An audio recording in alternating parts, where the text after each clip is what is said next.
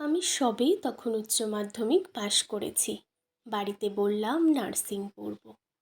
বাবা মা রাজি হলেও বাড়ির বাকিরা রাজি হয়নি। পাড়ার অনেকেই অনেক খারাপ কথাও বলেছিল। এই মানুষগুলোর কাছে আমার কোনো অভিযোগ নেই, শুধু জানিয়ে যেতে চাই নার্সিং কি, নার্সিং স্টুডেন্ট মানে ভুল দিয়ে শুরু, আর ভুল দিয়েই হয়তো শেষ। ভুল ভেবে ভালোবাসা আর সেবা করেই আছি বেশ। যে মেয়েটা একদিন ওয়ার্ডে ঢুকতে গন্ধ পেত, সেও একদিন ওয়ার্ড চালানো শিখে যাবে। একটা এক্সট্রা ওভার ডিউটি হয়তো জানে ছুটি নিয়ে বাড়ির জন্য অপেক্ষা করার মানে। আমাদের স্টুডেন্ট মানে উঠতে বসতে হ্যান্ড ওয়াশ, ভেতরটা এলোমেলো কিন্তু মুখে হাসির বহিঃপ্রকাশ।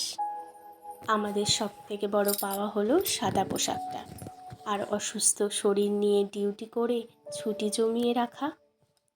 6 ঘন্টা ডিউটি করে এসে 4 ঘন্টার ক্লাস, আর কাজের চাপে পাই না খেতে জলও এক গ্লাস।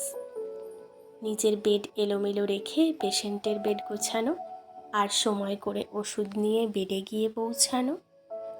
আমাদের শরীর খারাপ মানে জাস্ট এক্সকিউজ, আর বাড়ির জন্য ছুটি চাইলে ম্যাডাম রাফিউজ।